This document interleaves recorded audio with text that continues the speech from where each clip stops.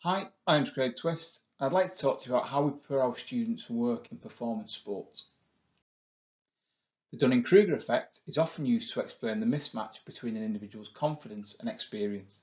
For example, students might complete their studies developing plenty of theoretical knowledge, but not until being exposed to the real world do they realise theoretical knowledge forms only a small part of what they actually know. It soon becomes apparent that additional experience is required to enable them to work and be effective in applied practice. Several employers have often commented that students do not possess many of the skills to make an impact in high-performance sport. Our placements therefore enable students to test their theoretical knowledge in a real-world environment, as well as develop a number of key skills that will enhance their practice and ultimately their employability. It's our responsibility therefore in developing students' overall knowledge to expose them to a number of learning opportunities both within and outside of the classroom. One of these key learning opportunities are our placements.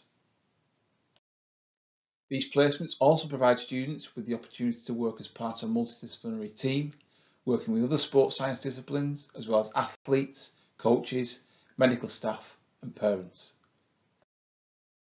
All of our students' applied experiences are guided by the BASES position stand on curriculum-based placements.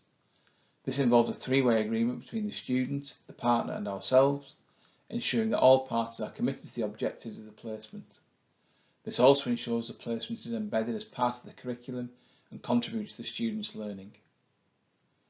Here are some of our former students to talk about their current roles and how their time studying at Chester helped them. Hi, my name is Matt Fairbank and I studied both my undergraduate degree and my Masters at the University of Chester, and I'm currently doing my MPhil, hopefully working towards my PhD, touch wood, whilst also being a sports scientist at St Helens Rugby League Club.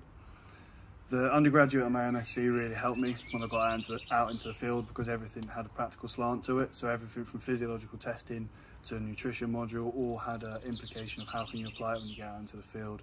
How is this going to be, how are you going to report this to players, how are you going to feed this back to coaches, which really gets you thinking and really sort of helps you when you get out into the field. Hi, I'm Anna. I studied sports science with maths for my undergraduate and stayed on to do a sports biomechanics masters at Chester. I currently work for the English Institute of Sport as a performance analyst and biomechanist. I absolutely loved my time at Chester. It was brilliant, and there's one particular module in my masters that's really stood out. It was specifically designed for softer skills, so things like communication, how to talk to a coach. And it's something that I've found to be really important in my job so far. It was my first introduction to it at university and it's been really helpful. So thanks. See you soon. Hi, John Clark here. I'm head of S&C in Sports Science for England Rugby Union at the minute. I did my BSc Sports Science at Chester, and then I went back and did my MSc Sports Strength and Conditioning degree at Chester as well. What did the programme give me? I think initially it gave me that underpinning knowledge from a science perspective of stuff I was already seeing practically, but perhaps didn't quite understand initially. And then the Master Strength and Conditioning give me all sorts of that underpinning knowledge, but the big thing that Craig drummed into us a lot was the ability to deal with people and deal with situations that are arising.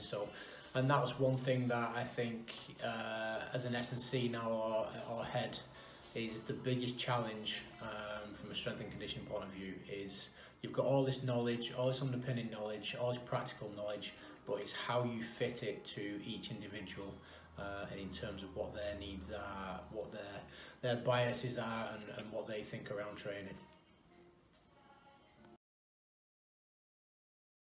Here are some of the organisations that provide placements for our students, and if you'd like to know more about the opportunities that we provide, please don't hesitate to contact me on the email address below.